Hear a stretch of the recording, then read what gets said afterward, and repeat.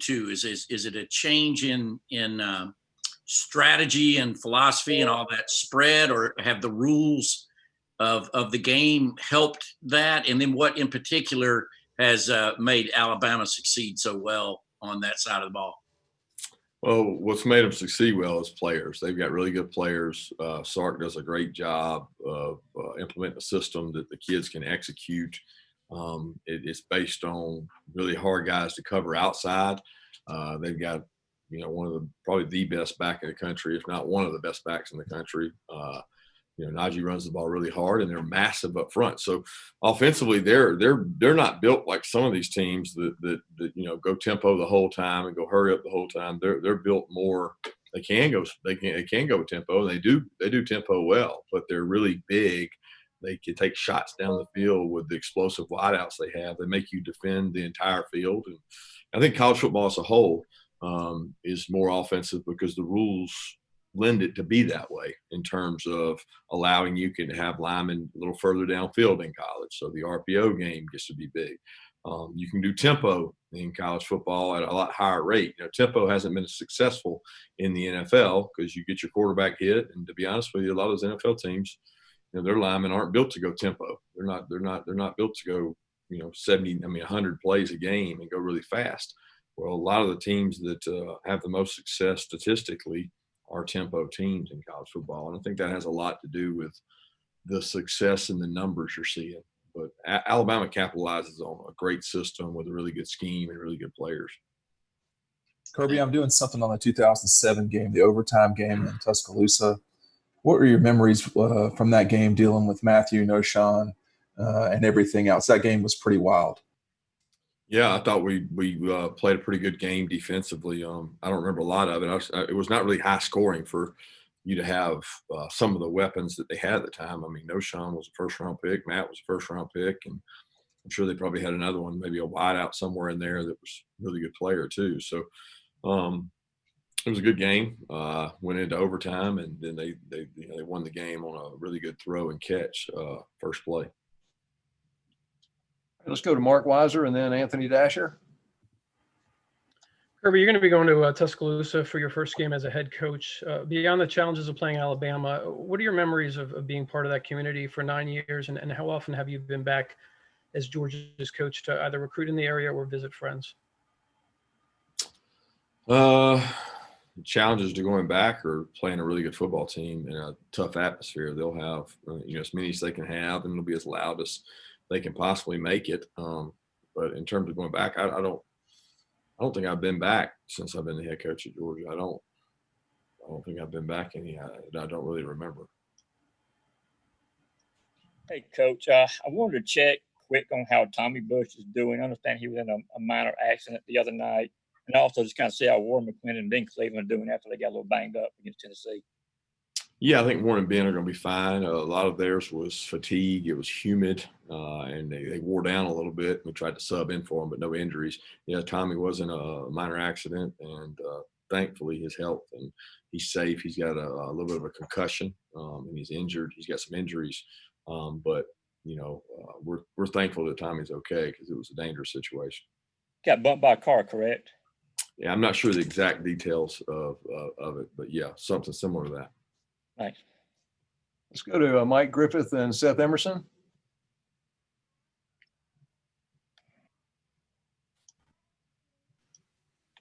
Mike, you there? Yeah, Coach, you talked a little bit about your offense, and you said at the beginning of the year just about playing good teams, how they can expose you. What have you learned about your offense through 3 games, and what are some of the priorities this week? Biggest thing is that when we execute, we're hard to stop. And when we don't execute, we go backwards. So, I mean, it's that simple. Everybody wants to make it about this or that, but if the guy has the right split and the guy does the motion right, and we block it right, we don't cut one free. Stetson's accurate. He finds people. When we block it the correct way up front, we move people and get movement on whether it's double teams or zone blocking schemes. We have success, and when we don't move people, we don't. So it's not really complicated. It's more a matter of, can we execute at a high level, and are our players good enough to move their players? Kirby, as far as going back to Alabama, does the magnitude of this game compared to the previous two times you all played them, I guess, get kind of lessened because it's a regular season game? And also, I guess you've had a lot of roster turnover when you look back at those 2017, 2018 games. Yeah. I mean, the magnitude of every game, as you well know, Seth, is just it's huge. It's the next game. And probably in a season where you're not, playing out of conference games, every game is really important because you're playing all SEC opponents. Obviously, the magnitude of those last two, we all know what they were and what they were for. So I can't weigh the magnitude of them. It's hard for me to compare those things because there's not a game that I played in that the magnitude wasn't great. All right, let's go to Charles Odom and then Jake Rowe.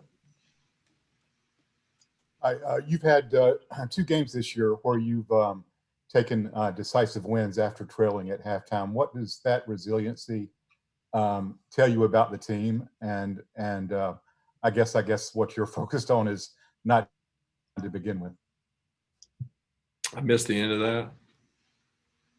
Well, I'm assuming your emphasis is on not falling behind to begin with, but the resilient side of the team, what does that show you?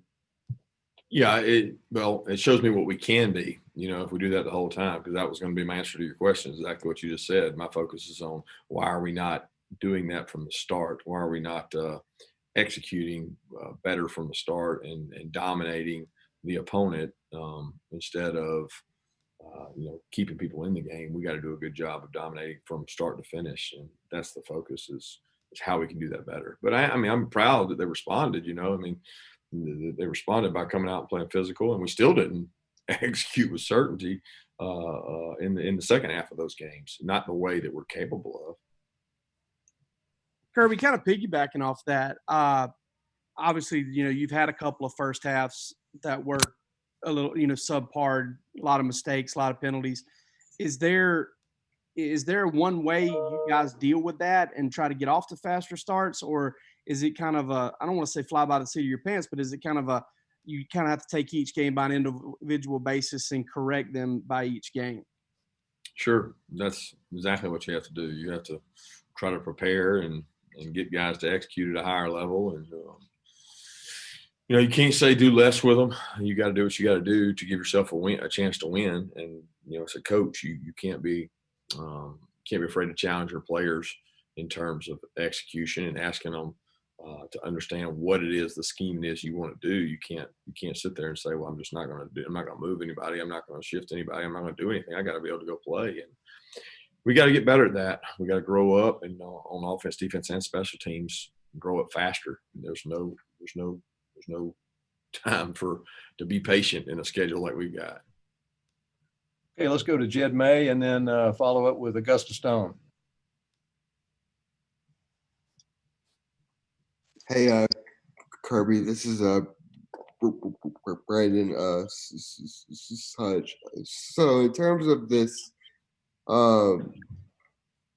game and everything, with the different circumstances, it being in the regular season, do you feel like there's a bit of a different feel to this game, I guess, than a championship at stake? But can you motivate your players in the same way? Is it the same level of hype and anticipation? I don't think the players need motivating. I really don't. Not for this game in any scenario. They don't need motivating. It's 2 versus 3. It's Alabama versus Georgia. They realize what's at stake. So I don't think it's about the motivation. Again, I don't get into comparing the matchup, this one to the other ones. Those teams have almost completely turned over. When you look at their team and our team, there's not many guys that played in those games.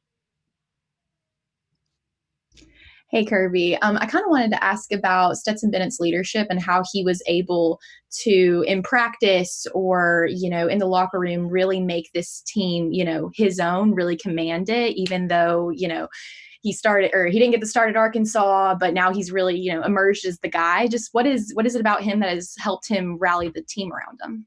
I honestly think he's just himself. He doesn't try to be someone else. He doesn't try to artificially lead. He doesn't try to fake it. He never did that while he was trying to compete for the job, and he hasn't done it since he got the job. Stetson is who he is. And I think the skill players on offense and the offensive line, they all trust and rally around him because they know he understands what we're trying to do offensively, and he can put them in good situations. And then the defensive players have all, seen him play and know what Stetson's about. So he does it his own way, which is really by doing very little in terms of trying to vocally lead. He leads by example, and he encourages guys and he helps guys get lined up. Let's go to Tony Barnhart and then Pat Forty, if either of you have a question. Kirby, you've obviously learned from a lot of different coaches in your career, but in the 11 years that you were with Nick, what are a couple of things that have carried over into your entire career and the way that you go about your business? Focus on the task at hand. I thought he was always a master of that, of not really having the highs and lows and the emotional spells of a coach, and just, focus on what's important now. Kirby, Pat 40 here. Your defense, it seems like in the second half, is really, they make a play and then they make another play, like they're kind of feeding off of the pressure that they've been able to put on people. What have you seen from that unit, especially in the second halves this year? I've seen some energy. I thought in all three games, they became more energized in the kind of the most important moments of the game in the second half. They've increased the intensity and played really hard, and kind of I think some of that is we play a lot of players, so when you boil down to it, hopefully we're fresher than the opponent. I know in the first couple games, it was really warm in two of them where, you wear somebody down and you can take advantage of your depth in the second half and maybe see yourself playing faster than the opponent at times. But it's something we got to continue to work on and get better at, because we haven't always been that way in the first half. And we've certainly had a second half against Auburn that was lackluster, a couple of drives where they converted a lot of third downs. And you can't be a good team consistently and do that. And we got to, help our offense by getting the ball back in field position. Let's go to Vance Levy and then Adam Rittenberg, if y'all have a question. Hey, Kirby, I'm sorry, my video appears to be down. I'll figure it out after this. But as far as the running backs, how would you assess them? And does it look like you'll continue to be running back by committee? And then finally, is James Cook going to be able to play this week? Yeah, I've been really pleased with the backs. I think protecting the ball is a really key for us, and having great ball security, which it always is. They run hard after contact and break tackles. Each one is a little different than the other, and James certainly brings an exciting quality to our offense, and he brings a different flair than maybe some of the other guys, and we expect to have him back. To be honest, we thought he probably could have gone in emergency Saturday. Felt good about him being able to go. Should we have needed him Saturday, and we have good depth there right now, so we're hoping he'll be 100% healthy and ready to go. Hey, Kirby, I was wondering what stands out about Alabama's offensive line and how important the matchup of your defensive front will be against them on Saturday. Yeah, they're just massive. I don't know that even as good offensive lines as we've had, and when you throw Andrew, Isaiah, and Solly in for us, and those guys were big people, but these guys, they have a guard bigger than Solly. They've got tackles that are bigger than Andrew and Isaiah in a lot of ways, especially over with Evan. So it's just a big group. They can swallow you up. They can move you. They can mash you.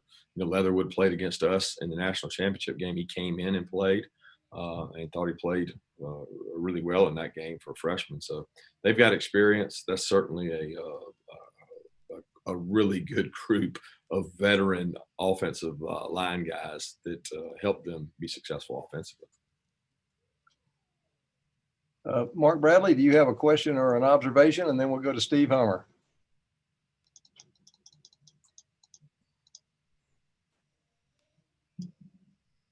I have neither of the above. Thank you very much. Okay, Steve Hummer. Yeah, Kirby, Alabama's been such a power in this conference for a while, and been a particular stumbling block for Georgia. what do you tell your team this week is to make sure that, they're not beaten even before they get there?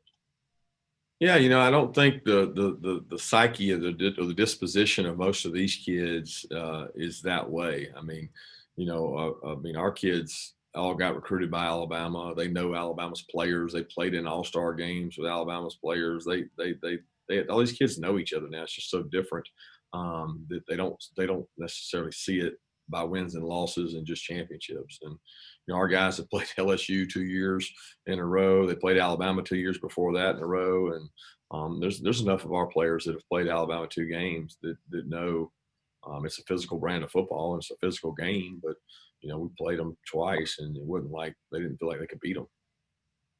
Great, thanks. Let's go, Jay Black. Do you have a question? I do. Coach, after the last couple of meetings with the Tide, you'd mentioned at SEC Media Days last year that you guys have to finish better against Alabama. In a general sense, what separates teams that finish well, and how do you as a coach get your team there? I think it's a confidence level. It's an execution level. I mean, at the end of the day, it's most games come down to the fourth quarter when you have 2 talented football teams. And in both cases, we got to finish better. And a lot of that comes through maturity, execution, all the little things that you got to do right at the end of the game to give yourself a chance to win. All right, we've got a couple of minutes left. Let's just open up. Anybody's got a question, go ahead and jump in. Hey, Coach Smart, you guys have Jalen Waddle. What kind of challenges does he present for you guys, both as a wide receiver and also what he does on special teams for Alabama? Yeah, he's as dynamic and as electric as I've seen. I mean, when he touches the ball, you can see it on tape. It pops off, and it's really not just special teams. They find ways all over the field to get him the ball. They move him around. They motion him. They give him touches every way you can. And, shame on them if they don't, because he's electric when he touches the ball. I mean, he's just a really, really good football player. He's tough. Man, he's tough. He runs the ball tough. He's physical. So there's a lot of challenges there for us with him. He creates a lot of issues. Kirby, I know you said in the past that no game is different than the previous one, and you treat them all the same for consistency purposes with your team, and that's part of the process. But in a game like this, when all the hay's in the barn and you're finished preparing, do you coach it any differently? Do you go into a game like this knowing that you're facing maybe a better football team than you faced, and you may have to take a few more chances or anything like that? No, I don't think so. You coach every game to win, and that's what we'll always do here. And if you make this one bigger than the rest, then the one the next week won't be. So I know for you guys it's not that way, but for us it has to be, because every team we play on our schedule is capable of beating us, and you got to prepare the same and be very consistent in your message and your preparation for the players. Coach Smart, in the post game against Tennessee, you talked about getting a lot of split safety looks and 2 high looks, and Stetson being able to check the runs and work the middle of the field against that. What do you attribute? Is that attributed a lot to just the athlete that George is on the outside and people want to get safety help over top of him, or just the emergence of athletes across the board for you guys? No, I think it's just how Tennessee plays. I mean, every team's different. Every team has a different philosophy. Some believe in closing the middle of the field. Some believe in leaving it open. Some believe in man. Some believe in zone. Some believe in pressure. Some believe in drops. So, I mean, that's Tennessee's philosophy, and they believe in protecting the secondary, not giving up big plays, and that's just the way they played us.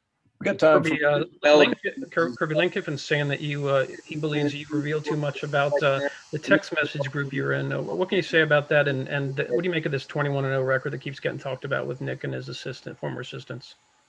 I didn't understand. Somebody else was talking. I got the end of that about the assistants record, but I didn't hear the first part. I was saying Lane Kiffin tweeted out that you were revealing too much about these group text messages. What do you make of him saying that's kind of a fight club? You got to keep it in the house. Me saying that or him saying that? He revealed the text messages, not me. No, he said that something about an exchange that you had that you were indicating maybe he shouldn't have put that out there. No, that's Lane being Lane. I'm not interested in that. I mean, he can do whatever he wants to do. I mean, he did it all last week. That's Lane's personality. As far as the record, I mean, what's everybody's record against Coach Saban? Everybody makes it about the assistants. I always laugh because I don't know anybody right now in the last 10 years that's got a real good record against him in terms of that. So it's not something I focus on. I try to focus on what's going to allow us to play good. Good time for one last question. Guys, let's go to Michael for the last question. Yeah, Kirby, you mentioned how Alabama uses Waddle. Are there things you can do for Pickens, or is your offense just predicated on going to the open guy and what Stetson reads, or can you create some things for your feature receiver? No, I don't think that Pickens is like Waddle. They're different type players, both really good players, but they're different kind of guys. That's what Waddle is, a big return guy. Georgia's not really in our return game. Georgia does a really good job, and we certainly got to find ways to get Georgia the ball. I couldn't agree with you more. And some of it's dictated by what the other team does, and some of it's dictated by what we got to do. And they certainly do a good job of that, getting Waddle the ball.